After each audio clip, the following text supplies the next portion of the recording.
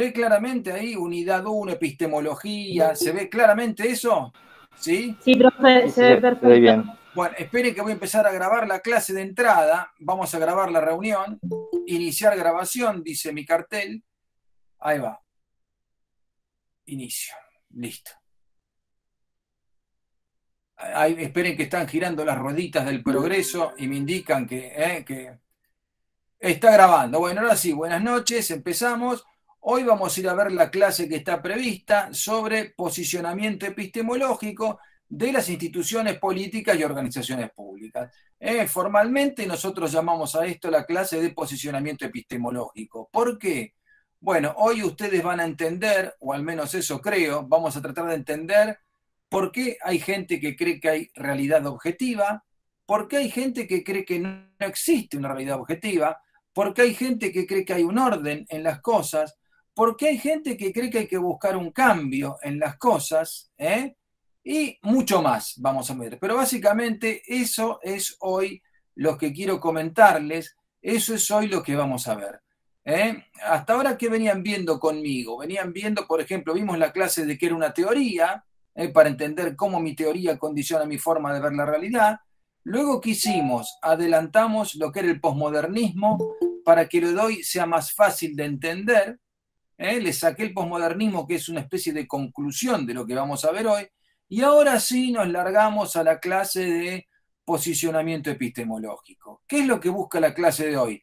Tal vez sea la clase más ambiciosa de la materia, porque esta clase busca explicarte por qué en todo lo que es ciencias económicas, ciencias sociales, hay gente que cree que hay una realidad objetiva, otros que creen que no hay una realidad, hay gente que cree que hay un orden y gente que no cree que haya un orden en las cosas. Entonces de eso vamos a hablar hoy.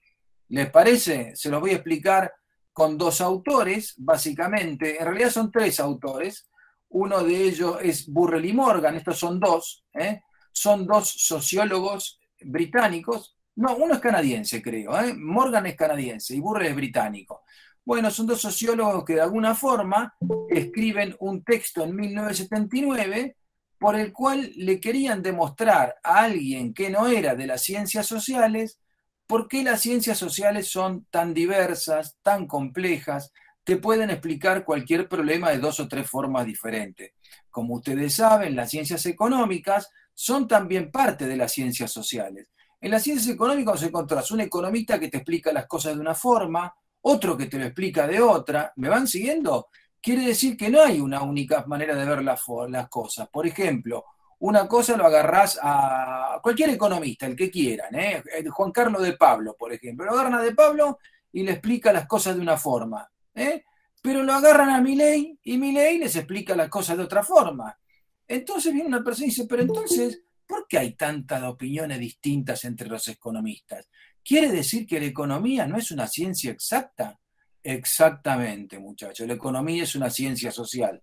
Y como toda ciencia social, tiene grados distintos de certidumbre, tiene niveles distintos de explicación, tiene hipótesis distintas, tiene teorías distintas, tenés economistas que son más estatistas, menos, y así te pasa con los politólogos, los sociólogos, los antropólogos, etcétera, etcétera, etcétera. Entonces, ¿quiere decir que las ciencias sociales son diversas? Sí. Bienvenido al mundo o bienvenida a la teoría que te va a explicar por qué las ciencias sociales son diversas. Entonces, ¿qué hacen Burrell y Morgan? Quieren justamente permitir construir un esquema para que se entiendan qué son las ciencias sociales y por qué las ciencias sociales no se comportan de la misma manera que de la física o de la matemática.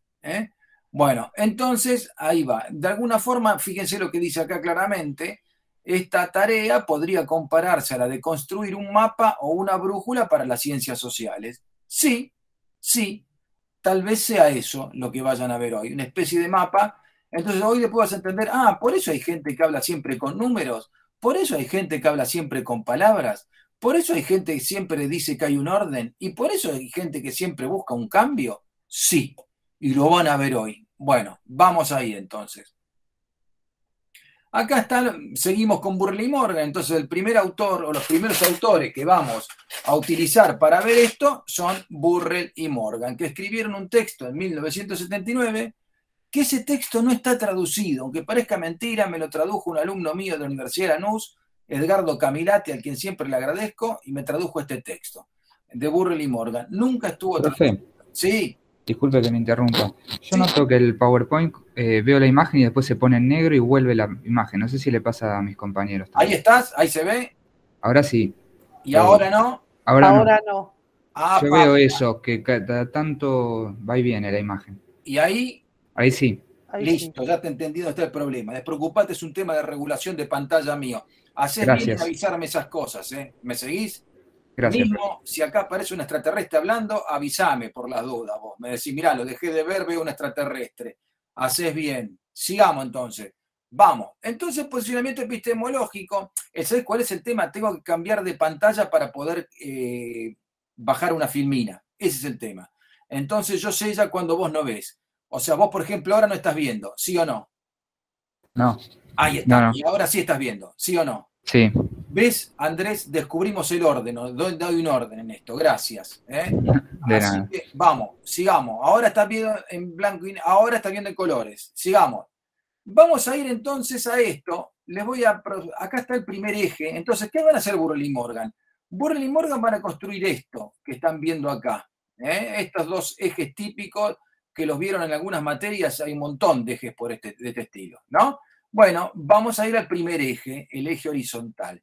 En el primer eje horizontal, ¿qué nos dicen Burrell y Morgan?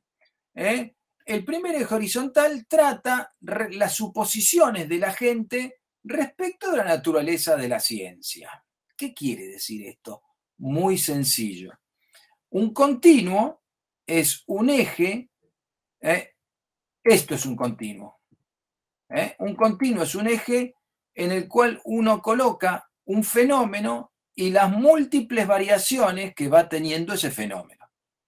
Eso es un continuo. Por ejemplo, si alguno de ustedes tiene en la casa un piano, el piano es la típica representación de un continuo que se llama la escala cromática.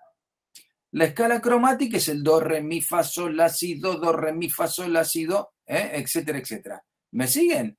Y ustedes vieron que los pianos, a medida que te vas corriendo hacia la izquierda del teclado, es mucho más agudo, a medida que si me corro más derecha, es más grave. Por eso en el teclado se usa tocar. ¿Qué haces? Tocas los graves con la mano izquierda y tocas los agudos con la mano derecha. Bueno, ese teclado que ustedes imaginan o tienen en su casa, es decir, ¿esto es la escala cromática? Sí, la escala cromática es un continuo. Pasaste de lo agudo más agudo a lo grave más grave. ¿Me siguen? Y está todo ordenadito eso, más o menos. Bueno, eso es la escala cromática. La escala cromática es un continuo. ¿Dónde hay otro continuo? Por ejemplo, cuando ustedes quieren pintar su casa o su cuarto, van a alguna pinturería, Prestigio, por ejemplo, ¿no? Y le dicen, quiero pintar mi casa, ¿qué colores tiene disponible? Y van a ver que el empleado le abre una paleta de colores. Esa también es un continuo, se llama la escala de Pantone. Pantone era un científico italiano que le puso un nombre y una organización a cada color. O sea, ¿por qué Pantone se le dio por numerar los colores? ¿Tenía tiempo libre? No, vos imaginate en cualquier procedimiento industrial, si vos tenés que pintar 20.000 autos, no podés decir, véndame 200 toneladas de pintura más o menos rojo clarito. ¿Me seguís? Tenés que especificar qué color usás, cómo, por qué. O sea, los colores están estandarizados, uno no hace lo que quiere con los colores. Bueno, esa escala que te dice qué color es cada cual y qué número le corresponde a cada color, se la conoce como la escala de Pantone. Bueno, ¿se entendió lo que es un continuo? Entonces, un continuo es un eje como el que tienen frente a ustedes en un color bordó o en una filmina color bordó, que te dice objetivismo de un lado, que te dice subjetivismo del otro. Entonces vamos a ver qué representa este eje horizontal. Este eje horizontal representa la actitud frente a la naturaleza de la ciencia o la actitud frente a la realidad. El objetivismo. Vamos a hablar un poco de qué es el objetivismo. El objetivismo no lo inventó Isaurralde en Lomas de Zamora, el objetivismo lo inventó Aristóteles en la Grecia clásica del 400 a.C. Entonces, ¿qué decía Aristóteles? Aristóteles te decía en griego, quédense tranquilos, yo se lo puedo traducir eso, ¿no? Aristóteles decía, no hay nada en tu razón que no pase primero por tus sentidos. Si vos podés ver un objeto delante tuyo, podés tocarlo, pesarlo, medirlo, moverlo, ese objeto es real, ese objeto existe. Por lo tanto, existe una realidad objetiva por fuera tuyo. ¿Me van siguiendo? Entonces vos decís, la pelota. Quiere decir que si yo estoy en un acto político, lo puedo ver a Milei, lo puedo escuchar, me puedo atemorizar con Milei, ¿quiere decir que Milei existe? Sí, quiere decir que Milei existe.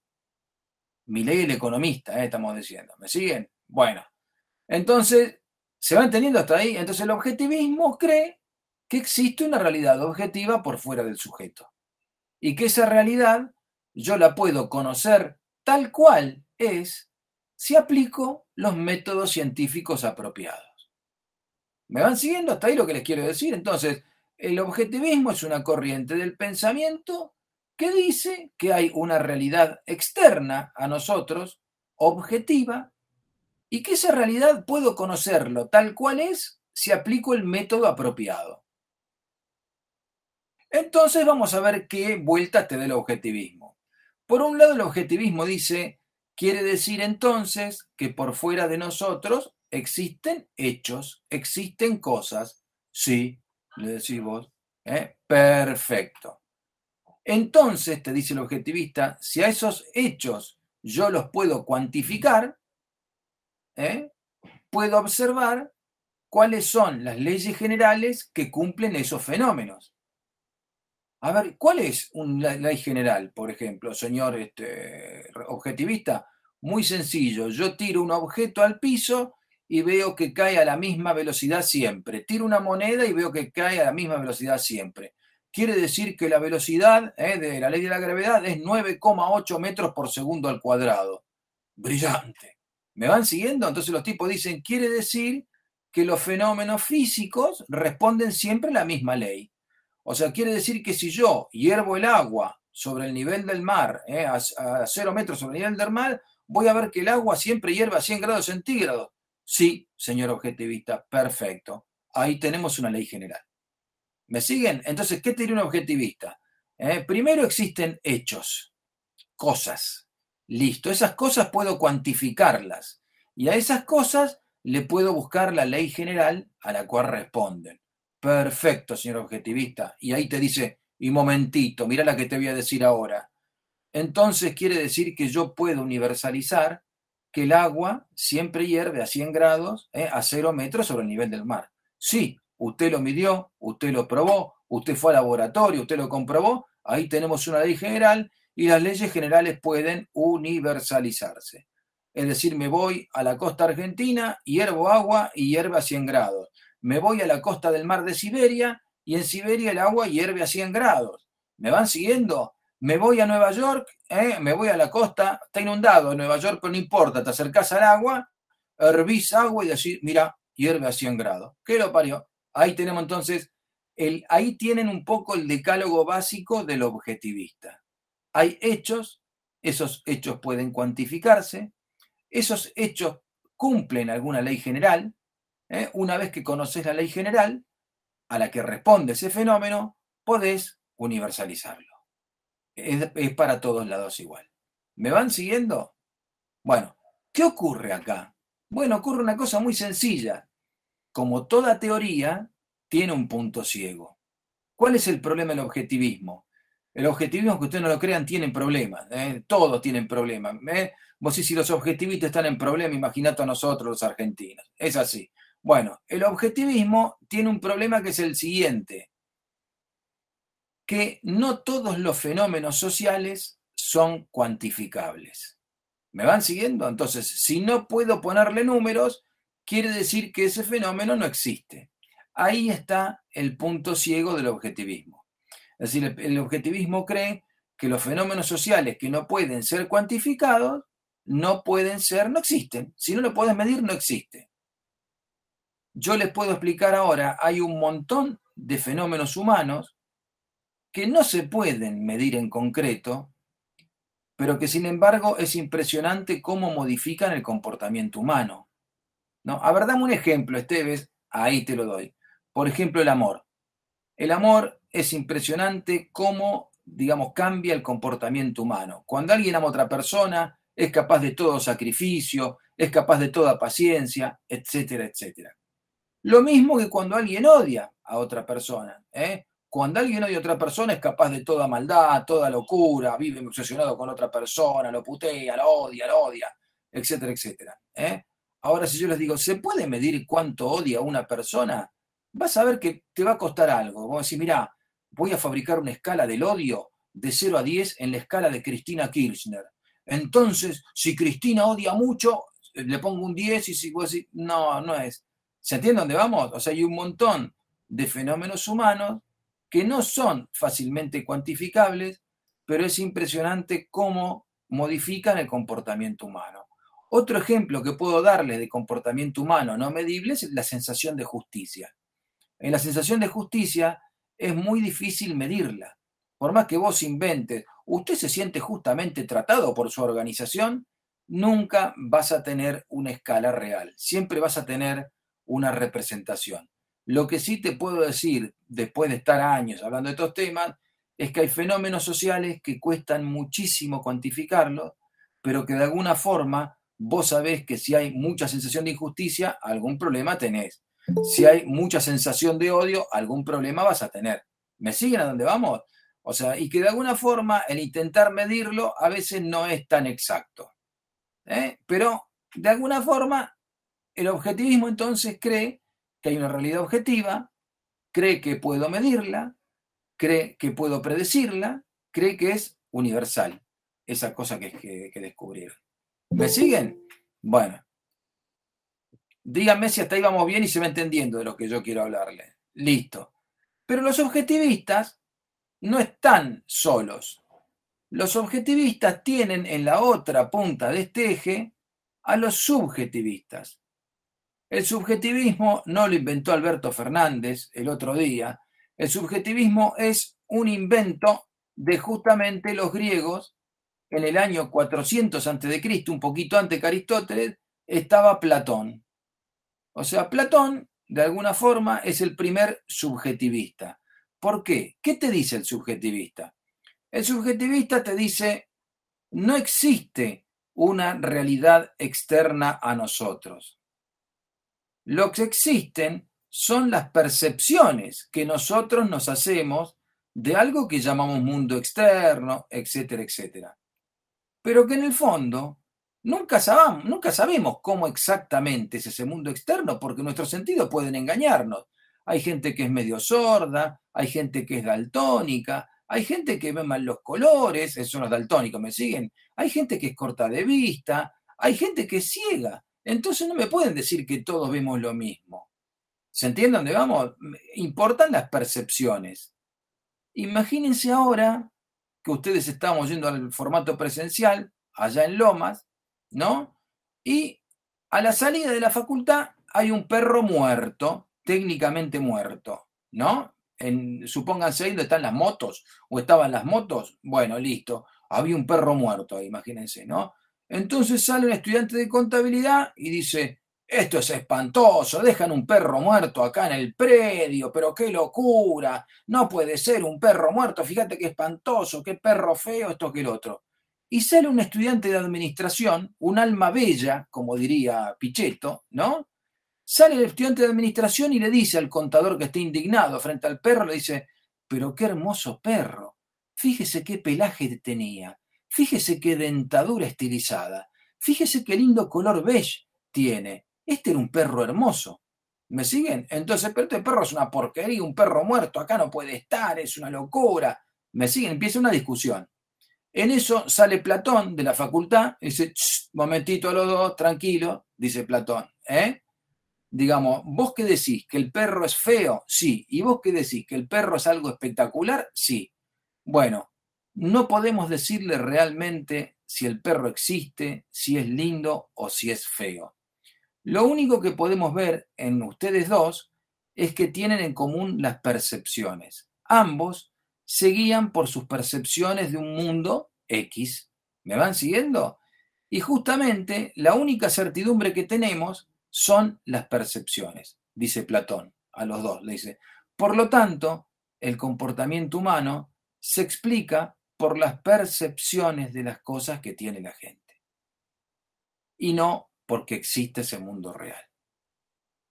Me dicen, hay gente que te dice, hay un montón de inflación, es terrible. Y yo te digo, mira, mientras a mí me actualicen el salario, te dice, también me importa 3 pitos. Me siguen de dónde dice, pero la inflación es terrible. No. Bueno, ¿qué te diría Platón? Ven, lo único que tenés como certidumbre son las percepciones, que la gente responde a cómo percibe las cosas y no todos percibimos las cosas de la misma manera. Bueno, de la misma forma que con el objetivismo, le iba a decir lo del punto ciego, pero antes les voy a decir entonces, ¿cómo es la lógica de un subjetivista? El subjetivista te dice, no hay hechos, hay percepciones. Pues sí, perfecto. ¿Y qué hace el ser humano con esas percepciones? Construye significados. ¿Me siguen? Hay percepciones, yo a mi percepción le doy un significado, esos significados los traduzco en palabras, por eso el subjetivista utiliza palabras para describirte los problemas, y esas palabras, esos problemas, se encarnan en casos, hay casos. ¿Me van siguiendo? Y esos casos no pueden universalizarse. O sea, el perro muerto a la salida de Lomas no es igual al perro muerto en la salida de Ingeniería, no es igual al perro muerto a la salida del Rectorado de Lomas, no es igual al perro muerto a la salida de los tribunales de Lomas. ¿Me siguen dónde vamos? Entonces esto quiere decir, te voy a decir la teoría de los subjetivistas, quiere decir que tenemos percepciones. Esas percepciones tienen un significado para nosotros. Esas percepciones las expresamos en palabras. Esas palabras se ejemplifican en casos. Y no podemos universalizar esos casos. El mismo, para entenderlo brevemente, a un psicólogo le preguntás, ¿existe el loco universal? No, no existe una tipología de locura universal. Existen distintos casos. Listo. Entonces, ¿de qué forma tenemos de conocer la locura? Tenés que estudiar múltiples casos, pero nunca podés universalizar la idea de locura. O sea, un loco en Lomas tal vez sea distinto a un loco en Ituzaingó, un loco en Rosario, un loco en Nueva York, un loco en Londres. O sea, las formas de locura son completamente distintas, porque estamos frente a un tema de percepciones, estamos frente a un tema de casos. Es decir, entonces repaso. ¿Qué estamos viendo acá? Bueno, que los que tienen un enfoque subjetivista dicen, la gente se comporta de acuerdo a las percepciones que tiene. Bueno, ahora vamos a ir al punto ciego del subjetivismo. ¿Cuál es el punto ciego del subjetivismo? El punto ciego del subjetivismo es exactamente el que les voy a decir ahora. Hay una corriente filosófica que se llama solipsismo. El solipsista dice, si solo existen las percepciones, quiere decir que solo yo existo, que todos ustedes son una imaginación para mí, con lo cual solo yo existo y solo tengo que guiarme por mis juicios, por mis percepciones, etcétera, etcétera. Entonces le decís al solipsista, vení muchacho, vení, parate en ruta 4, parate acá en ruta 4 y decí los colectivos Mercedes-Benz no existen, los colectivos Mercedes-Benz no existen. Vas a ver cómo uno de esos colectivos le va a convencer de que existe brevemente. ¿Me siguen a dónde vamos? Entonces, pero de alguna forma le estoy mostrando las dos formas que hay de tratar con la realidad. Hay gente que dice existe una realidad objetiva, hay gente que dice no existe una realidad objetiva, existen percepciones. ¿Vamos hasta ahí? ¿Se va entendiendo? Y en el fondo, ¿cómo expresamos esto? ¿Se acuerdan lo que yo dije en la primera clase? ¿Mi teoría condiciona mi forma de ver la realidad? Exacto. Si vos sos objetivista, tu teoría va a condicionar tu forma de ver y responder a la realidad. Si vos sos subjetivista, tu teoría va a condicionar tu forma de ver y responder a la realidad. Por lo tanto, en ambos puntos estamos diciendo lo mismo. De acuerdo a tu teoría, va a ser como vos respondas a la realidad. Un objetivista va a salir a cuantificar, va a salir a buscar instrumentos de medición, ¿me siguen? Mientras que un subjetivista va a decir, vamos a ver cómo percibe el problema tal grupo, vamos a ver cómo percibe el problema, etcétera, etcétera, etcétera. Hasta ahí, ¿se fue entendiendo? Porque miren que ahora tenemos que ir a otro eje. Esto no es menor ahora. Ahora se ven, ahí, no, ahí se ven colores. Bueno, vamos, tácate, tácate. Ahora vamos a ir al otro eje, que es el eje vertical de Burrell y Morgan. En el eje vertical van a ver que hay una actitud frente al cambio. O sea, en el eje vertical es lo que se considera la actitud frente al cambio. ¿Qué te muestra el eje vertical? El eje vertical te dice, acá abajo están los que creen que en las cosas hay un orden. En las cosas hay un orden. Que vos no lo hayas descubierto todavía, no importa. Significa que hay un orden en esas cosas. Y vos tenés que descubrir cuál es el orden que hay detrás. Por eso vas a buscar leyes generales, por eso vas a hacer experimentos, por eso vas a medir, vas a hacer estadística, por eso vas a categorizar todos los animales del mundo, etcétera, etcétera, etcétera. Hay un orden y ese orden, tu tarea es respetarlo, explicarlo, categorizarlo, descubrirlo. Pero hay un orden. Los que están acá arriba dicen, no, yo no creo que haya un orden. Es más, a veces yo quiero hacer grandes cambios. Con lo cual los que están acá arriba son los que creen que en la realidad hay que buscar cambios. Pero no es que no entiendan este orden. Los tipos dicen, sí, yo entiendo tu orden. Lo que pasa es que yo quiero buscar cambios.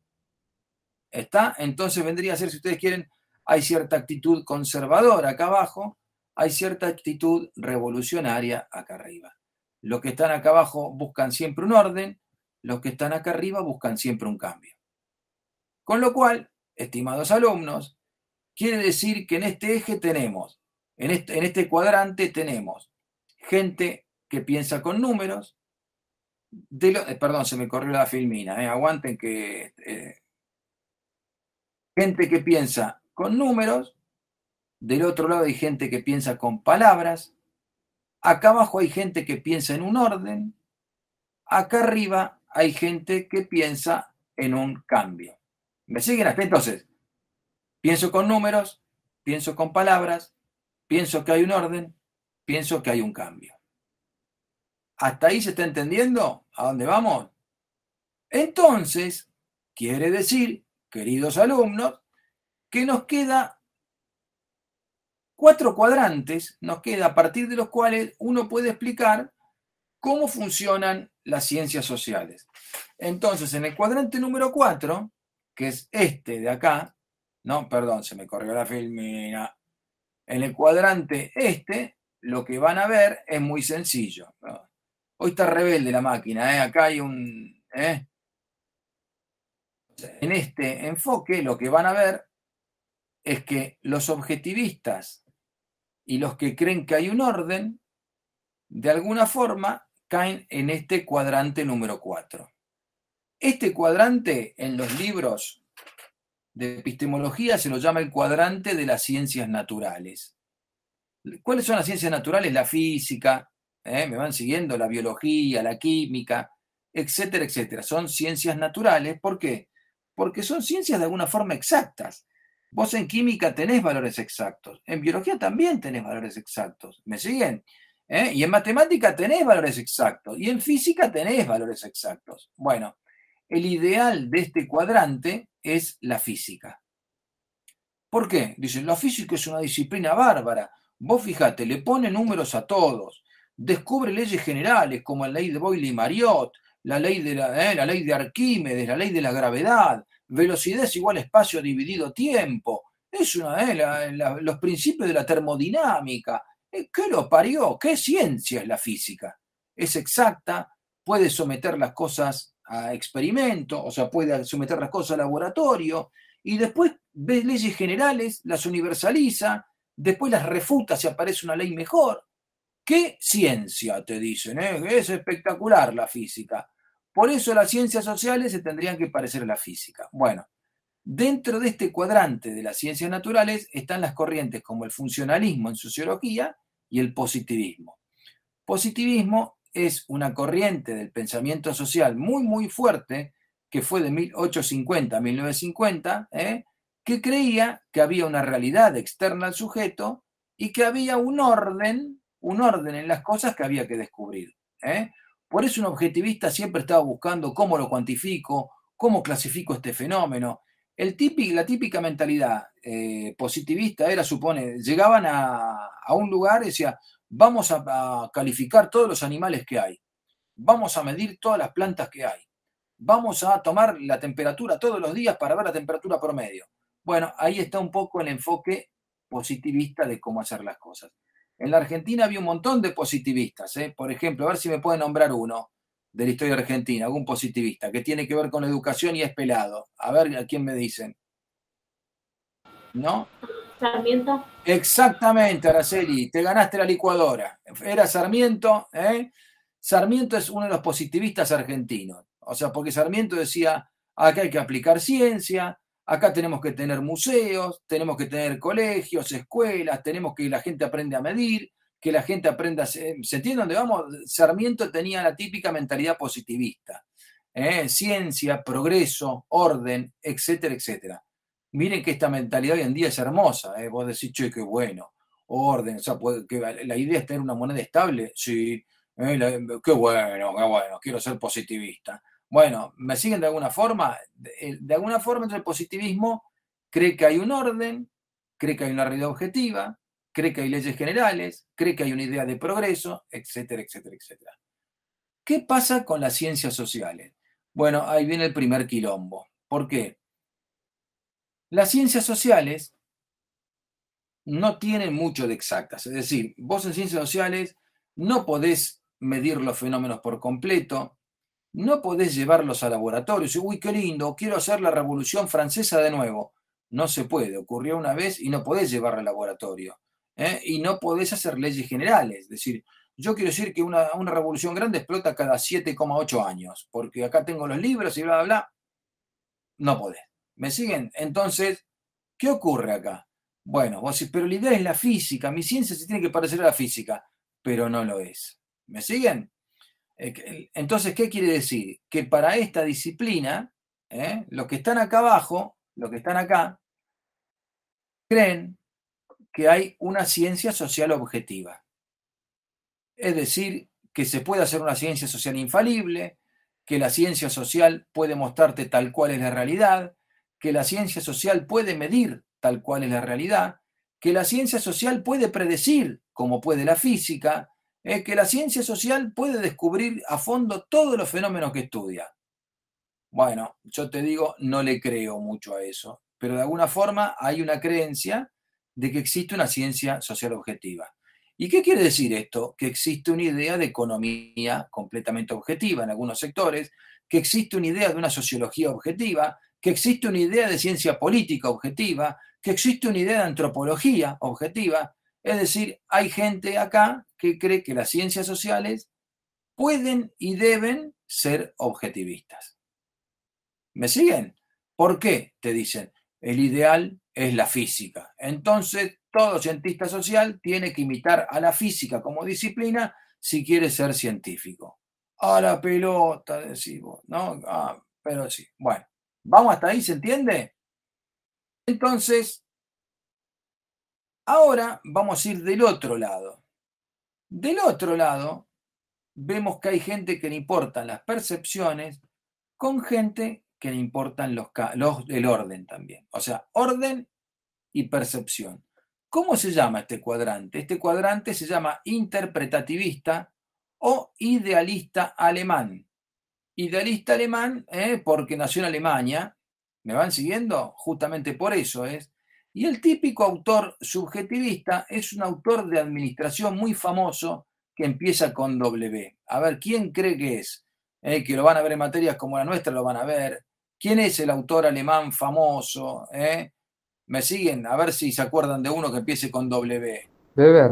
Exactamente, Weber. Weber es el típico autor alemán interpretativista. ¿Vieron cuando Weber les hablaba de racionalidad? Bueno, ahora nos vamos a meter con la racionalidad de Weber. Weber, ¿qué te decía? Eso no lo inventó Weber, en realidad es la corriente de pensamiento alemana o europeo continental. Es decir, están formados en esa escuela en Alemania. Hay una cuestión, hay una tradición científica que lo forma en esto. Entonces los tipos te dicen, la racionalidad de una persona o de un grupo social es igual a un comportamiento observado, es decir, yo lo que le veo hacer a este flaco, más un valor o ideal por el cual lo hace. Repito, el interpretativismo alemán, ¿qué te dice? ¿Sabes la fórmula del interpretativismo? Vos, López, te preguntarían. No, repítamela, anotá.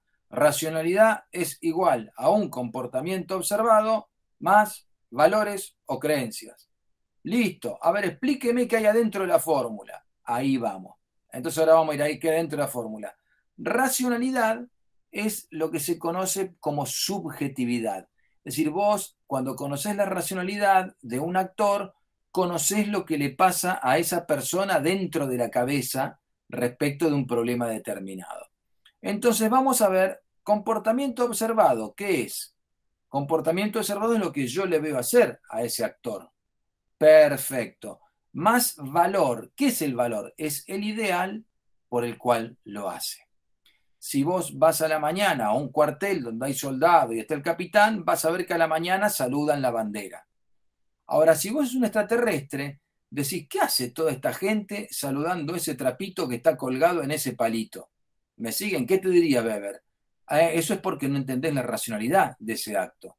La racionalidad de ese acto es igual. Comportamiento observado, veo un montón de gente saludando un trapo colgado de un mástil. Listo.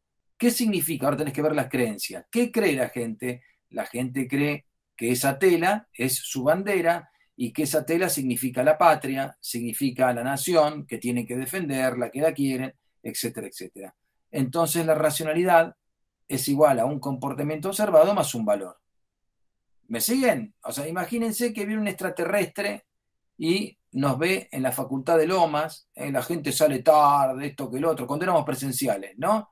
El extraterrestre dice, yo veo que toda esta gente entra a este lugar, se ponen a mirar frente a un pizarrón, anotan cosas, a las 4 horas agarra y se van. Digamos, no sé qué pasa ahí, es un lugar es un lugar religioso, ¿qué pasa ahí? Entonces, voy a decir, el señor extraterrestre, sí, muy sencillo. ¿Usted quiere entender la racionalidad de estudiante? Listo. Entonces, bueno, ¿cuál comportamiento vio que van a las aulas, se sientan más o menos en línea y miran al frente donde hay un flaco gordo que les habla y que le dice algo, bla, bla, bla, bla, bla. Listo. Entonces, usted tiene que entender también cuál es el valor del estudiante o la creencia por cuál le hace eso. Entonces, el extraterrestre dice, bueno, le pregunta a uno, dice, ¿por qué usted quiere ser contador? Yo quiero hacer balances, quiero hacer balances lo más exactos posibles y ganarme la vida haciendo balances sin fraguar ninguno. El extraterrestre se les va a reír, no importa, pero entendió el ideal. ¿Me siguen? O sea, cuando vos entendiste el ideal por el cual una persona hace esa tarea, entendiste el comportamiento, entendiste la racionalidad. Entonces siempre recuerden, racionalidad es igual a un comportamiento observado más un valor. Ahora, imagínense, y todo comportamiento humano tiene alguna explicación. Por eso te decía Weber, vos tenés que entender la racionalidad orientada a fines o la racionalidad humana. Esa racionalidad se comporta de cuál es el valor, cuál es el comportamiento que le veo hacer y le tenés que sumar un valor o la creencia que está detrás. Vamos a darle el ejemplo del choripanero. Imagínense que ustedes, cuando era formato presencial, íbamos a la cancha de Lanús, si les gusta ir a ver a Lanús, ¿no? Y van a ver que en las inmediaciones hay señores que tienen esos tanques de 200 litros cortados a la mitad y venden choripanes, bondiola, pati, etcétera, etcétera. Pero van a ver que cuando esos señores prenden el fuego, ponen arriba un cacho de grasa grande a quemar generalmente, a hacer mucho humo, ¿no? Entonces viene el extraterrestre y nos dicen, ese señor que está rindiéndole un culto al dios del fútbol, ¿qué está haciendo ahí que hace tanto humo? Sí, entonces no entendemos la racionalidad del choripanero. Muy sencillo, vos le tenés que decir, vamos a acercarnos al choripanero y le preguntamos. Entonces, comportamiento observado, veo que el señor hace excesivo humo en su parrilla de choripanes. Perfecto. Si vos le preguntás, señor choripanero, ¿por qué hace tanto humo usted mientras hace los choripanes y pone la grasa a quemarse? Muy sencillo, le va a decir él. Y miren que no estudió marketing en Lomas de Zamora, el choripanero, ¿eh? Entonces le va a decir, muy sencillo, yo sé que con el olor a humo se le despierta el gustito por comer algún pati, algún choripán, hay mucha más probabilidad de que me compren un pati, una bondiola, ¿me siguen dónde vamos? Por lo tanto, yo veo que hacer mucho humo y con olor a grasa es negocio. Entonces junté la explicación del por qué lo hace con el comportamiento que lo observo, entendí la racionalidad del choripanero. ¿Me siguen hasta ahí donde queremos ir? Bueno, ¿se entendió entonces? Esto es lo que se conoce como interpretativismo. A la acción humana hay que interpretarla en base a los valores, le sumamos el comportamiento y entendimos o interpretamos la racionalidad. ¿Se entendió hasta ahí el interpretativismo? Weber era el típico interpretativista alemán. Weber te decía, ¿querés entender la burocracia, pibe? Sí, quiero. Muy sencillo, la racionalidad burocrática es igual. Comportamiento observado. ¿Qué lo observo? Están todo el día hablando de normas, analizando las normas, qué norma se le aplica a cada caso, cómo respondo normativamente a este expediente. Perfecto. Sumar el ideal. ¿Qué ideal tienen? Bueno, justamente la administración normativa cree que la norma sirve para organizar el fenómeno administrado. O sea, hay una creencia en que las normas son útiles, las normas y las Gladys también, pero sobre todo las normas, ¿eh? ¿Me siguen? O sea, las normas sirven para organizar un fenómeno. Entonces están todo el día viendo cómo organizan y cómo encuadran en normas ese fenómeno burocrático. Listo. Esa es la racionalidad legal burocrática. Ahora te entendí, Weber. ¿Me siguen? ¿Se entendió entonces el interpretativismo?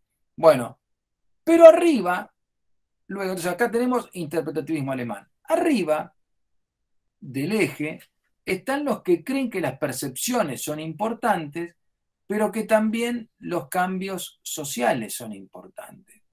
O sea, yo acá les nombré a Weber. Weber era recontra conservador, nunca te hablaba de una revolución, no las quería. Él no quería revoluciones, él quería un orden normativo, burocracia organizada. No me hablé de desorden, siempre hablame de orden y de percepciones, te diría Weber. Listo. Los que están acá arriba también tienen origen en el pensamiento alemán, tipo Weber, pero son revolucionarios. Esta gente dice, no, pero yo no creo como Weber en que, hoy se me fue la filmina. O sea, yo no creo como Weber que no tiene que haber cambios, al contrario, tiene que haber cambios. Por eso se los llama como marxistas o humanistas radicales. Radicales no por Manés o por López Murphy, sino porque creían que tenía que haber una revolución. Listo. Entonces lo que están acá piensan de alguna forma que son importantes las percepciones, pero queremos buscar cambios sociales. Eso es lo que se conoce como humanismo radical. Por ejemplo, el típico ejemplo humanista radical era Marx joven. El Marx joven es un Marx que vivía en Alemania, vivía en Alemania, creo que vivió entre 1820 y 1880 y pico Marx, por ahí, y Weber vivió 20 años más que eso, pero bueno, no importa, vamos. Entonces, ¿qué decía esa corriente marxista joven? Como eran alemanes también, eran interpretativistas de alguna forma. Marx decía, la racionalidad del obrero es igual a un comportamiento observado más un valor. Entonces, pero vos sos igual que Weber, Marx, me decís que la racionalidad del obrero es igual a un comportamiento observado más un valor. Momentito, te dice Marx, déjame expresarme. Pero creo que hay que cambiarle ese valor conservador que tienen los obreros en la cabeza. Entonces Marx joven hacía la misma ecuación que Weber. La racionalidad es igual a un comportamiento observado más un valor, pero él quería cambiarle el valor. Lo que decía Marx es que es lo siguiente, yo veo que el obrero alemán es muy conservador, veo que el campesino alemán es muy conservador, y yo soy recontra revolucionario, decía Marx. Yo quiero armar la revolución socialista acá, decía Marx, en alemán, ¿no? ¿Cómo hago para hacer eso? Muy sencillo, tenés que cambiarle el valor a esos sectores sociales. ¿Se entiende? Entonces le tenés que mostrar que la revolución vale la pena, le tenés que demostrar que el capitalismo lo exprime y lo explota, como diría Capusotto. ¿Me siguen? O sea, para que ese obrero alemán sea revolucionario, tenés que cambiarle los valores conservadores que tiene en la cabeza. Por lo tanto, tenés que buscar reeducarlo, tenés que buscar convencerlo de que la revolución es posible, tenés que venderle que el socialismo es lo mejor, etcétera, etcétera. ¿Se entendió? Entonces, esa es la etapa del Marx joven, se lo conoce por esa etapa. O sea, el tipo creía que las percepciones eran importantes, pero creía también que había que buscar una revolución, había que buscar un cambio. Y la forma de buscar un cambio en esos obreros conservadores que él decía, o en esos campesinos alemanes conservadores, era cambiando los valores que esas personas tenían en la cabeza. Y la forma de cambiarla, ¿cuál era? Afiliate al Partido Socialista, nosotros te vamos a liberar, liberate del capitalismo, pensá distinto, pensá como revolucionario, etcétera, etcétera, etcétera. O sea, ustedes saben, la persona que quiere cambiarle la forma de pensar a otra, generalmente apunta a cambiarle los valores. Dice, no, el valor que vos tenés ahí no está bien, fíjate, miralo de otra forma, etcétera, etcétera. ¿Se entendió hasta ahí el marxismo joven? O sea, pero ahora seguimos también con Marx, si ustedes quieren. Pero ese Marx se la pasaba luchando por una revolución, se la pasaba hinchando en Alemania y en Francia para armar una revolución, educando obreros, armando partidos socialistas. En un momento le meten técnicamente una patada en el culo y va a parar a Inglaterra. Ahí es donde nace esta corriente que se llama estructuralista radical. ¿Por qué se llama estructuralista? Muy sencillo, porque creen que en la realidad hay estructuras. En la realidad hay estructuras. Perfecto. ¿Y cuáles son esas estructuras? Son las clases sociales. ¿Me siguen? Hay dominantes y hay dominados, hay burgueses y hay proletarios, etcétera, etcétera. Entonces, ese estructuralismo radical, ¿por qué es estructuralista? Porque cree que hay estructuras. ¿Y por qué es radical? Porque cree que en algún momento explota una revolución. Entonces, vamos ahora de nuevo a Carlos Marx. Carlos Marx, cuando va a Inglaterra, lo reciben bien. Carlos Marx termina laburando, estudiando, siendo contratado en la London School of Economics, que existe todavía. Eso se llama London School of Economics. Ahí estudió Marx, ahí enseñaba Marx. Estamos hablando alrededor de 1870, 1880, por ahí. Perfecto.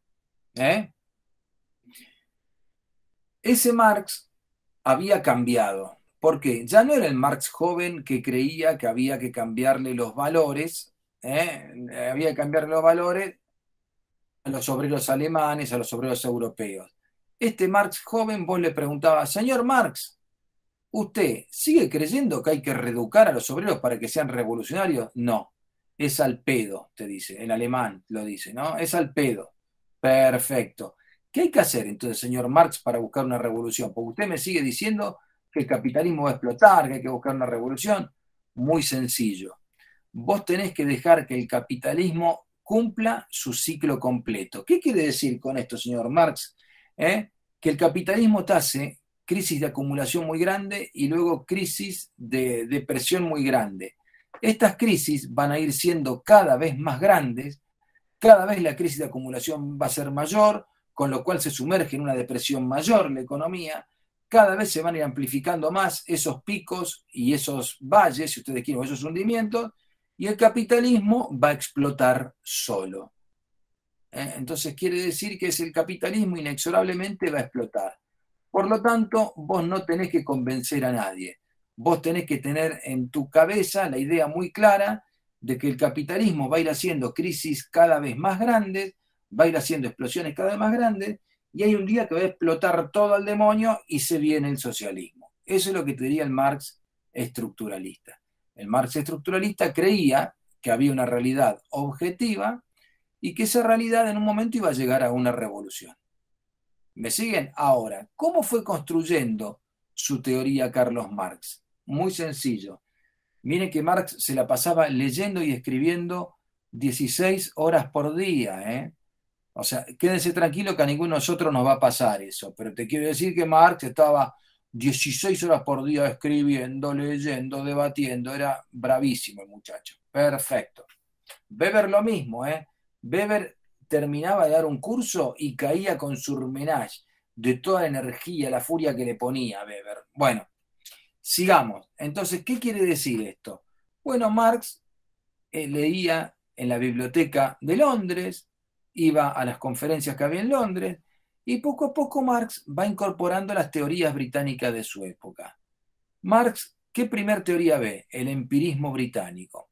El empirismo británico es una corriente muy realista, muy objetivista, que dice la única forma de hacer ciencia es basándonos en los datos empíricos.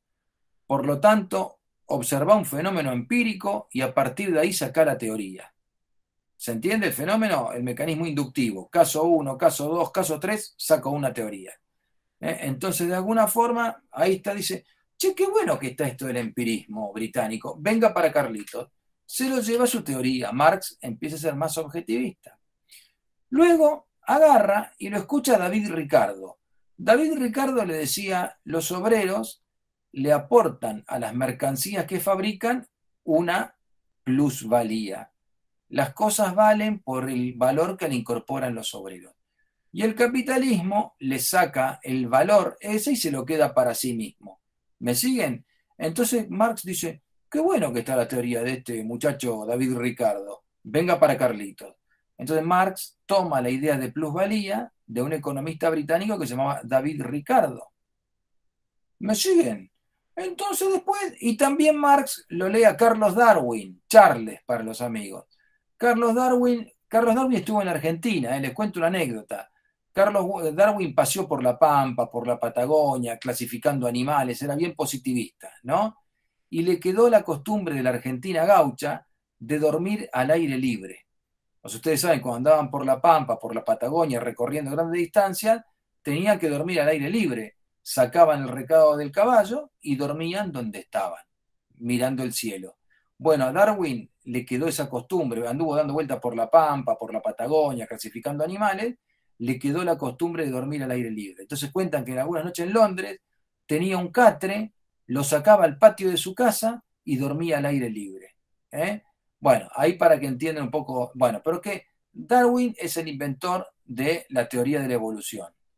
Entonces Marx lo lee a Darwin allá en Londres y dice, che, está buena la teoría de la evolución. Quiere decir que venimos de los monos, quiere decir que el progreso humano cada vez va a ser mayor y un día vamos a llegar a un progreso impresionante, ¿no? Dice, bueno, está buena esta teoría, venga para Carlitos.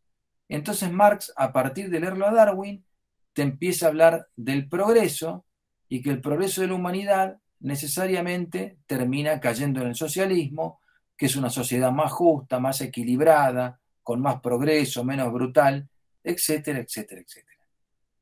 ¿Se entendió hasta ahí? Entonces, ¿qué quiere decir esto? Esperen que no terminamos, falta todavía, falta un trecho largo. ¿Qué quiere decir lo que le demostré?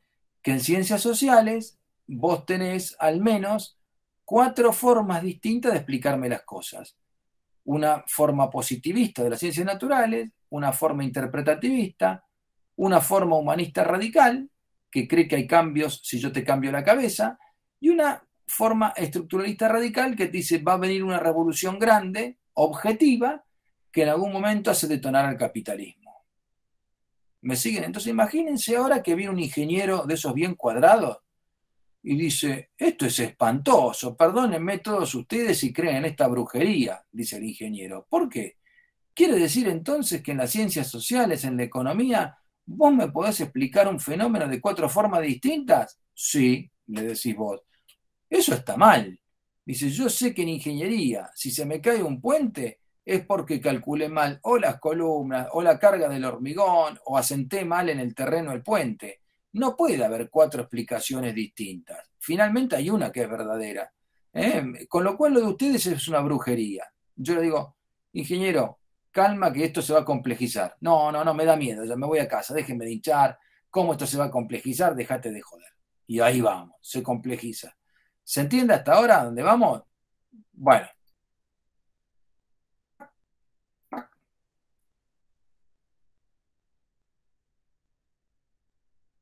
Luego aparece Roberto Denhart. Roberto Denhart es un profesor de la Universidad de Arizona y Roberto Denhart enseña administración pública. Roberto Denhart agarra los textos de Burley Morgan y dice, che, qué lindo que están los textos de Burley Morgan, pero yo los quiero aplicar a los estudios de administración pública. Entonces, atenti, vamos a hacer un copete acá, un título. Antes, ¿qué vimos? Vimos un movimiento que había en las ciencias sociales. ¿Me siguen? Listo.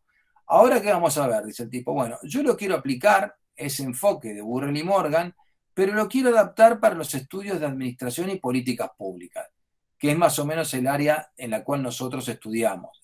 Administración del sector público pertenece al área de administración y políticas públicas del conocimiento, para que se den una idea. Bueno, listo. Entonces, ¿qué hace Denhart? Denhart, Roberto, dice, a mí, en los estudios de administración y administración pública, yo veo que hay gente que piensa con números y veo que hay gente que sigue pensando con palabras. Este eje queda igual al de Burrell y Morgan. El que quiero cambiar es el otro eje.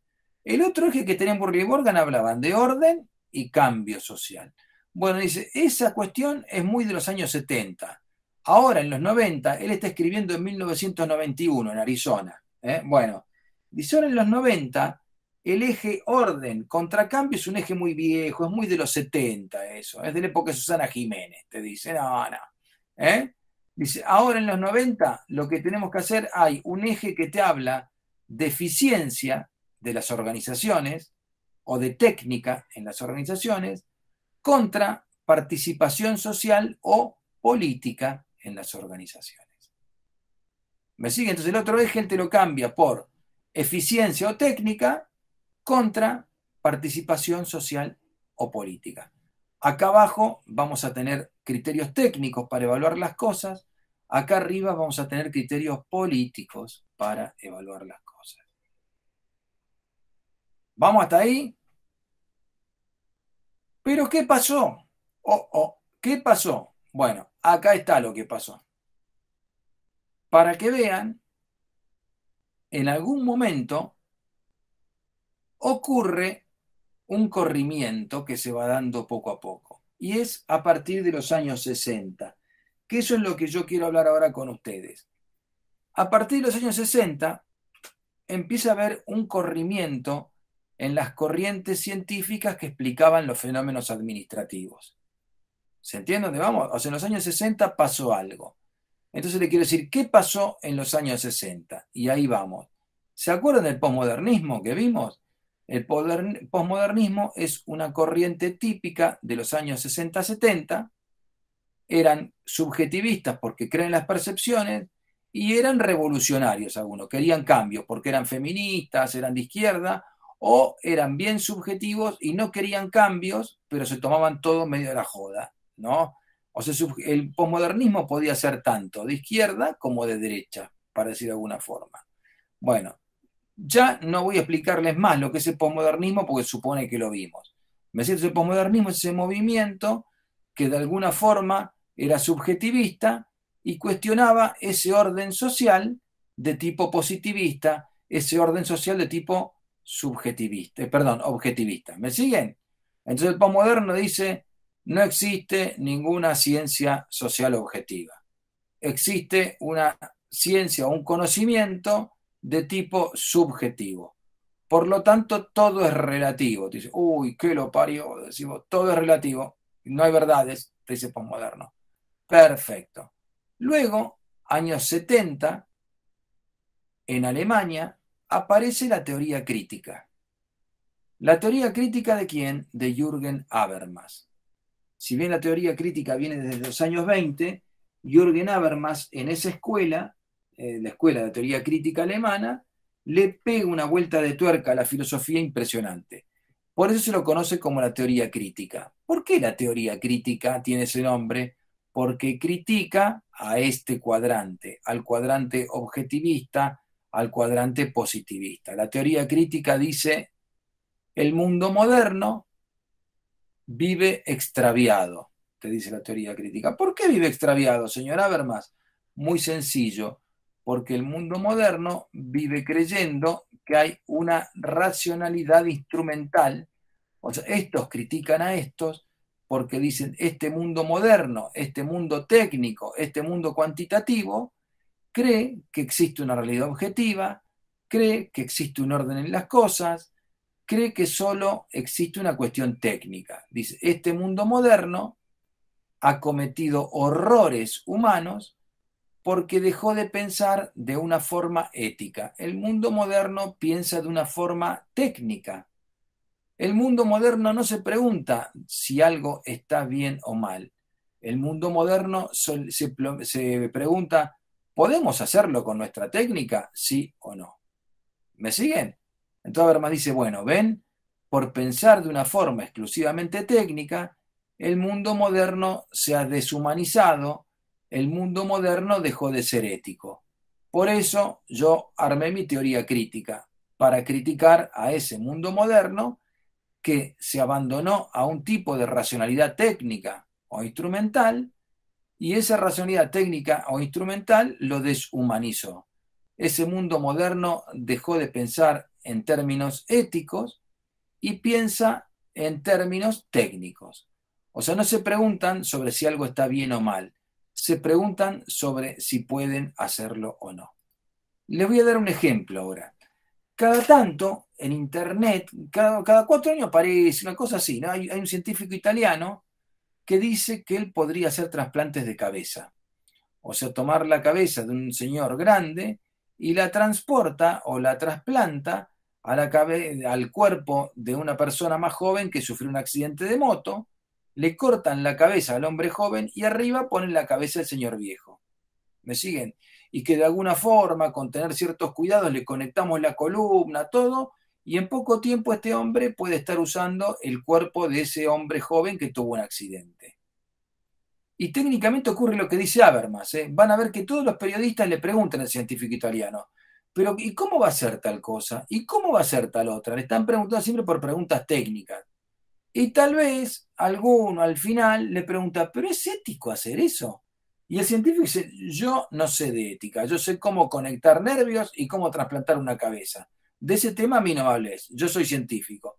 ¿Me siguen? Habermas, viendo ese caso, ¿qué te diría? Ven, ahí tienen el típico ejemplo del mundo moderno. El mundo moderno piensa en términos técnicos, no piensa en términos ni éticos ni políticos. ¿Eh? O sea, Habermas asocia la política también al comportamiento ético. ¿Eh? ¿Me siguen? Ética y política para Habermas son algo muy parecido. Y sabemos que no están así, pero no importa.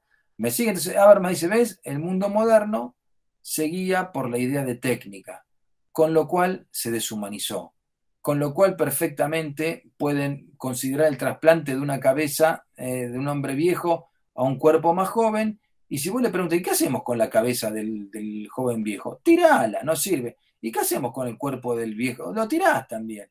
Y te queda, de 2 personas, armaste uno que anda bárbaro. ¿Me siguen? Entonces me decía, qué espantoso. Por supuesto hay muchos que dicen, yo sé cómo va a funcionar eso. Van a salir a comprar cadáveres o, digamos, personas que estén en estado vegetativo luego de accidentes de auto, de moto, le dan unos mangos a los familiares y se me vendés el cuerpo de Igor que se cayó de un andamio en Moscú, listo, bueno, toma 3.000 euros, el cadáver es mío.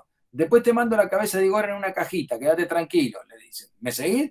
Entonces, Habermas te diría, ven, ahí tienen el problema. Y lo ven, ¿saben dónde? Que en Ucrania salió hace poco, hay una denuncia, que hay un instituto que como los ucranianos más o menos tienen una población, digamos, que a la vista de cierta gente es linda, van y compran chicos a las mujeres embarazadas, las contrata este instituto, ¿me siguen? Y le compran, bueno, dame tu hijo, y le compran el hijo y lo venden en Europa desarrollada. Cuando vos ves el reportaje, esa gente dice, yo le doy, le permito a gente que no puede tener hijos, que compre un hijo acá en Ucrania, es perfectamente legal. A ver, más que te diría, eso es una barrabasada. Eso no es ético, pero como ustedes piensan en términos técnicos y empresariales, van a tender a hacer cualquier grosería. Y luego aparece una tercera teoría acá, que es el constructivismo. Entonces tenemos los posmodernos acá, la teoría crítica acá ahora aparecen los constructivistas. ¿Quiénes son los constructivistas? Los constructivistas son un movimiento muy fuerte en sociología y en educación que aparecen en un libro de Berger y Luckmann aproximadamente de 1967, y en ese libro Berger y Luckmann decían, no existe una realidad, la realidad es una construcción social. La realidad la construimos entre todos. ¿Quiere decir que toda realidad social es construida? Sí. ¿Las religiones son construidas? Sí, son construcciones sociales. ¿La ciencia es construida? Sí, es una construcción social porque entre todos armamos la ciencia. Con lo cual quiere decir que no hay realidades absolutas, con lo cual quiere decir que no hay una objetividad absoluta, hay construcciones sociales. ¿Y las construcciones cómo cambian? Cuando la gente va dejando de creer en esas construcciones. La gente va dejando de creer en esa construcción que se puede llamar el peso, la gente va dejando de creer en esa construcción que se llama religión. Perfecto. Ahora viene la pregunta. ¿Qué pasó en los años 60 para que aparecieran estas tres teorías que cuestionan tanto a este paradigma? ¿Me siguen? O sea, porque lo que se ve acá es que acá arriba, esperen que acá arriba, ¡oh! Acá arriba surgieron posmodernos de izquierda, teoría crítica, teoría constructivista, más o menos en los 60. Bueno, ¿qué pasó? Bueno, hay una explicación para esto. Y la da Habermas. En los años 60, en el mundo desarrollado, se empezaron a sentir los efectos y los horrores de la Segunda Guerra Mundial. O sea, la Segunda Guerra Mundial termina en los 45, pero justamente las sociedades se mueven un poquito más lentas que los fenómenos que sufren, ¿no? Entonces la sociedad civilizada, si ustedes quieran que era Europa, se empezaron a preguntar qué nos pasó a nosotros para que pudiéramos terminar en la Segunda Guerra Mundial, qué nos pasó a nosotros, decían los alemanes, para poner un Hitler en el poder, qué pasó en Europa para que matásemos 6 millones de judíos en cámara de gas, qué pasó en Europa para que murieran 22 millones de soviéticos o rusos combatiendo, ¿qué pasó en Europa para que murieran 4 millones de franceses? ¿Qué pasó en Europa para que murieran 3 millones de ingleses? ¿Qué pasó en el mundo desarrollado para que murieran cerca de 4 millones de japoneses? ¿Qué pasó para que murieran 1,5 millones de norteamericanos? Etcétera, etcétera, etcétera. Bueno, eso es lo que se nota en este clima de búsqueda filosófica, búsqueda teórica, en la década del 60-70. Quiere decir que en los 70 hay una especie de cambio de época profunda por el cual se empezó a cuestionar ese mundo conservador, ese mundo ordenado, ese mundo inspirado en la física, ese mundo inspirado en la ciencia, ese mundo que creía que había una ciencia social objetiva, etcétera, etcétera, etcétera. Pero cuidado, momentito, que surjan esas corrientes en el cuadrante de arriba a la izquierda no significa que le quitaron la preeminencia o el cuadrante dominante de abajo. En el cuadrante de las ciencias naturales o positivista sigue estando aún hoy el 80% de la ciencia está ahí. La mayoría de los premios Nobel están en ese cuadrante. ¿Me siguen a dónde vamos? El cuadrante objetivista llegó a la luna, inventó las vacunas, ¿me siguen? Inventó la electricidad. O sea, el cuadrante, la energía nuclear también, inventó las armas también, ¿me siguen? Pero de alguna forma les quiero decir que el cuadrante objetivista técnico tiene todavía logros para mostrar. Pero arriba a la izquierda le aparecieron un montón de teorías que lo cuestionan, que dicen vos no sos ético, vos te plegaste a la técnica y deshumanizaste al ser humano, vos te crees que hay una ciencia social objetiva cuando sabemos que no la hay, etcétera, etcétera, etcétera. ¿Vamos correcto hasta ahí? ¿Se me va entendiendo? Entonces ahora les voy a explicar por qué la ciencia social es tan complicada. Entonces, ahora en un ratito vuelve el ingeniero ese que se había ido, ¿se acuerdan? Y dice, ustedes están locos. Dice, me fui hace 15 minutos atrás y me decías que me podías explicar las cosas de 4 formas distintas. Vuelvo ahora y me decís que hay 3 corrientes más que te pueden explicar las cosas en ciencias sociales. O sea, ¿me pueden explicar las cosas de 7 formas distintas en ciencias sociales? Sí. Bueno, pibe, eso no es ciencia. Eso para mí es un chamullo organizado. Déjenme de joder, yo me voy. Me voy con mis números, me voy con mi realidad objetiva. Déjense de joder. ¿Me siguen? Entonces, ¿cuál es el problema que está acá detrás? Primero, que a las ciencias sociales le dicen, vos tenés que imitar a la física para hacer ciencia exacta, para hacer una ciencia predecible. Y las ciencias sociales te dicen, pero es muy difícil. ¿Por qué? porque el ser humano no es tan predecible como el átomo o el agua que hierve siempre a la misma temperatura. El ser humano miente, cambia, se convence, va para otro lado, etcétera, etcétera. Les voy a dar un ejemplo brutal. Un físico, si tiene el microscopio con los millones y millones de aumento apropiado, puede ver una partícula atómica X. ¿Me siguen? Y si ve esa partícula atómica X, van a ver que esa partícula atómica X se va a comportar siempre de la misma forma para el físico. No le va a estar diciendo, ahora soy un protón, ahora soy un neutrón, ahora giro al revés, ahora no giro, me cansé, etcétera, etcétera.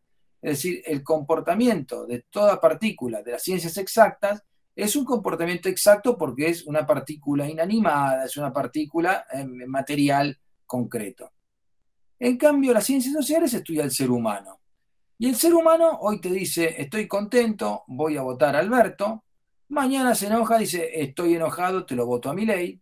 Me siguen, o sea, el comportamiento del ser humano no es completamente predecible. El ser humano hace 2 veces una cosa y frente al mismo estímulo por tercera vez te puede hacer una cosa completamente distinta.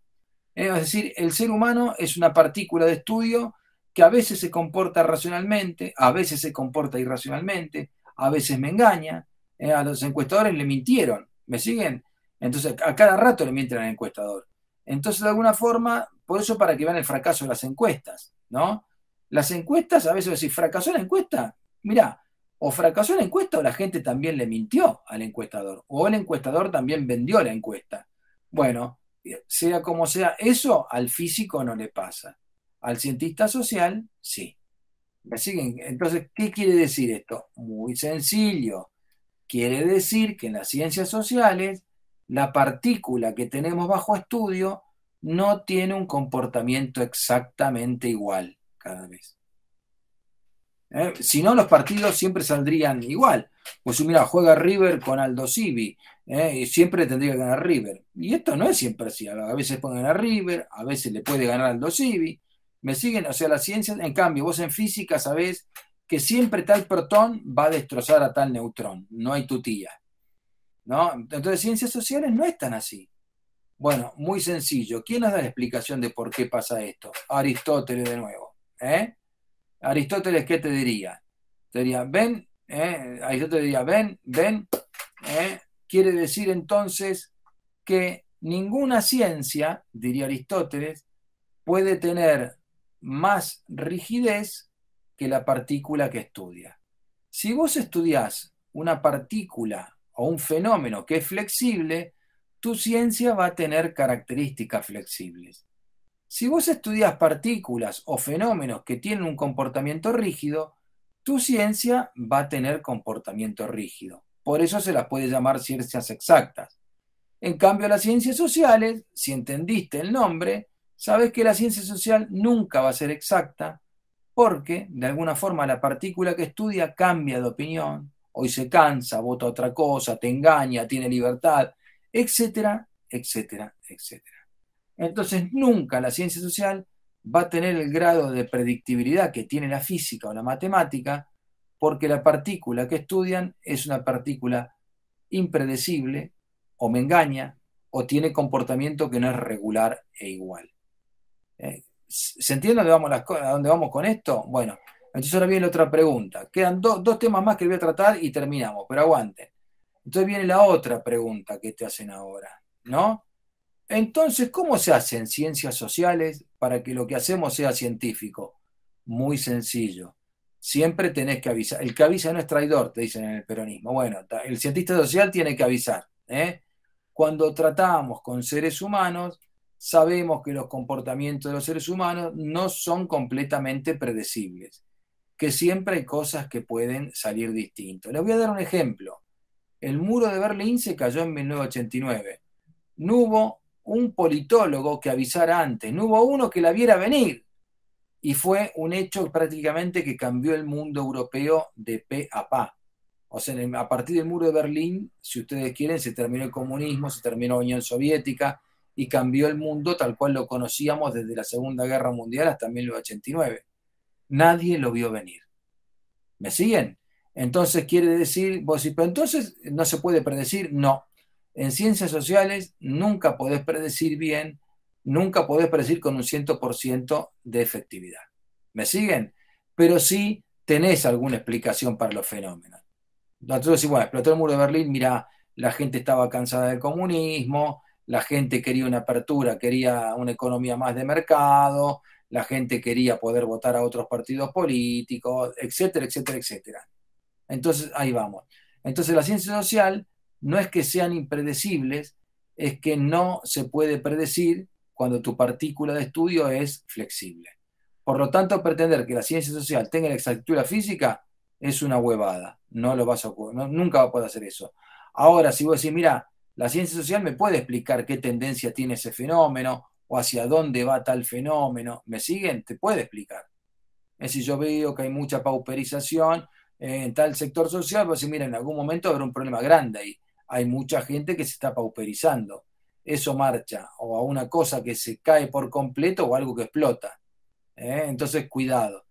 Ven como las ciencias sociales te pueden dar explicación a algunos fenómenos. Lo que no te puedo decir, no sé exactamente el día en el que va a ocurrir, pero cuando ves que hay un nivel de pauperización cada vez más grande, vas a ver que tenés un problema encendido de reclamos sociales, revuelta en un determinado momento. Bueno, hasta ahí se va entendiendo. Y ahora, ¿con qué cierra esta clase? Bueno, estos textos que vimos, los textos que vimos son el de Burrell y Morgan y el de Robert Denker. Un texto del 79 y otro texto de 1990. Estos textos nos muestran las tres tensiones que puede sufrir el mundo de la administración y las políticas públicas. ¿Cuáles son esas tres tensiones? Tensiones son dos ideas que están en choque todo el día. Te vas a dormir, la tensión sigue funcionando. Te levantaste, la tensión sigue funcionando. Primer tensión, la tensión entre objetivo y subjetivo. Esa es la primera tensión que hay acá. Es decir, gente que piensa con números versus gente que piensa con palabras. Segunda tensión, gente que cree que hay un orden contra gente que quiere buscar un cambio. O sea, gente que busca órdenes contra gente que busca revoluciones. Y tercer tensión, gente que cree en la técnica contra gente que cree en la política. Quiere decir que entre los polos que nos quedaron armados, entre esas tres tensiones que yo le armo, ¿no? Acá hay un tipo de tensión, acá hay otro tipo. ¿Me siguen? Acá está objetivo, acá está lo subjetivo. Acá está el orden, acá está el cambio. Acá está la técnica, acá está la política. Quiere decir que entre esos dos hay algún muro. ¿Por qué? Generalmente, al que es objetivista, le tira mucho la técnica. Y si le tira la técnica, va a tender a expresarse con números, va a ser cuantitativo de alguna forma. ¿Me siguen? Del otro lado, al que es subjetivista le importan las percepciones, le va a importar la política, le va a importar el cambio. ¿Me siguen? Es como que hay dos mundos distintos entre esas tensiones. ¿Me siguen? Pero hay gente que cruzó esos mundos. Por ejemplo, Weber cruzó de alguna forma ese mundo. Porque Weber, si bien era subjetivista, si bien creía en las percepciones, pero era conservador. ¿Me van siguiendo? Y le importaban mucho también las cuestiones técnicas. Marx, al revés. Marx era objetivista en algún punto, pero le importaban mucho las revoluciones, le importaba mucho, si ustedes quieren, el mundo político. ¿Se entendió lo que les estuve explicando entre las tensiones? Entonces, hay tres grandes tensiones en el mundo de la administración y las políticas públicas, que es la tensión entre el orden y el cambio, la tensión entre el objetivismo y el subjetivismo, la tensión entre la técnica y la política. Entonces, por eso generalmente al ingeniero que se enojaba acá, al tipo le tiraba mucho la técnica, le tiraba el orden, le tiraba, suponga, el mundo objetivo. ¿Me siguen? Es como que de alguna forma los condimentos de tu teoría te llevan a buscar cierta coherencia. Por eso esto cierra con mi teoría condiciona mi forma de ver la realidad. Si yo tengo una teoría objetivista, probablemente, ¿me van siguiendo? Busque cierto orden, probablemente cree en la técnica. Entonces mi teoría de alguna forma condiciona mi forma de ver y responder a la realidad. Bueno, hasta ahí entonces fue la clase de hoy. ¿Para qué sirve la clase de hoy? Bueno, la clase de hoy, tal cual yo les prometí, servía para mostrarles cómo hay gente que piensa con números, cómo hay gente que piensa con palabras, cómo hay gente que busca un orden, cómo hay gente que busca cambios, cómo hay gente que cree en la técnica, cómo hay gente que cree en la política. Y entre todo eso es como se forma el mundo que vos ves. Ahora, ¿qué quiere decir esto? ¿Que ese cuadrante objetivista ya no vale más, que está muerto?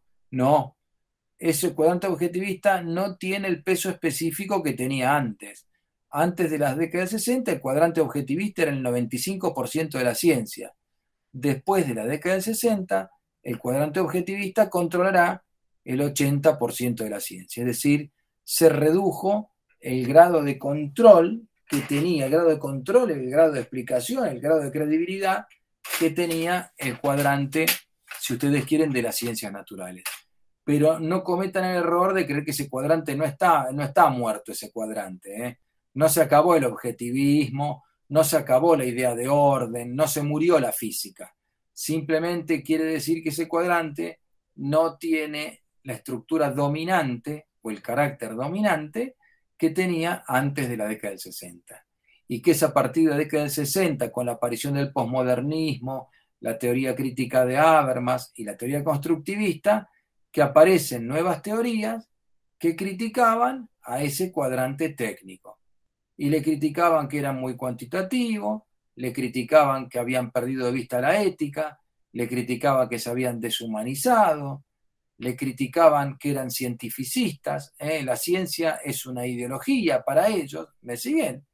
Entonces, de alguna forma, todas esas críticas a ese paradigma de las ciencias naturales fueron las que fueron operando ese cambio, ese corrimiento, si ustedes quieren, ¿se acuerdan de la flecha violeta que estaba en las filminas? Esa flecha violeta significa que hubo un cierto corrimiento científico. ¿Cómo se conoce en los libros esto? En los libros de políticas públicas se conoce como el giro lingüístico o el giro argumentativo. Eso que pasó después de los 60 se lo conoce como el giro argumentativo o giro lingüístico. ¿Por qué? Porque a partir de los años 60, en la ciencia, empezó a aparecer más gente que le daba importancia al lenguaje. Es muy importante el lenguaje, es muy importante cómo nos expresamos con las palabras, es muy importante entender tu relato, tu narrativa, que está de moda ahora. Eso es bien de los 60. ¿Me siguen? O se lo llama giro lingüístico o giro argumentativo también. ¿Qué significa giro argumentativo? Que a partir de los 60, por influencia de Jürgen Habermas, que todavía está vivo como filósofo alemán, empezaron a analizarse muy fuertemente los argumentos. O sea, Habermas te decía, a ver, dígame cuál es su argumento por el cual me explica tal problema. Y como buen filósofo decía, mire, yo tengo otro argumento. ¿Usted quisiera discutir conmigo? ¿Se entiende cómo es el tema? O sea, el giro argumentativo es un giro que de alguna forma, o el giro lingüístico, busca más diálogo, le da mucho valor a la palabra, no cree tanto en una verdad científica, etcétera, etcétera. A todo ese quilombo de los años 60 que se produjo, se lo llama el giro lingüístico, el giro argumentativo. Los posmodernos del cual les hablé la clase pasada, o antepasada, ¿no? Es un típico ejemplo de giro lingüístico. Los posmodernos te dicen, no existe una realidad, existen múltiples percepciones, ¿me siguen? Y esas percepciones se expresan con palabras. Y esas palabras las escribimos en texto o en lenguaje. Por eso tenemos que analizar el texto, el lenguaje. De ahí viene la palabra, el giro lingüístico, el giro argumentativo. Es gente que dijo, el número me importa 3 pepinos. Explícame cuál es tu argumento filosófico o explícame cuáles son las palabras que vos utilizás o cómo lo describís. Por eso es giro lingüístico o giro argumentativo. ¿Vamos hasta ahí? ¿Se fue entendiendo? Entonces, para redondear, redondeando, ¿no? En esta clase que vimos, las 3 tensiones que hay entre objetivo y subjetivo, ¿me siguen? Orden y cambio, técnica y política.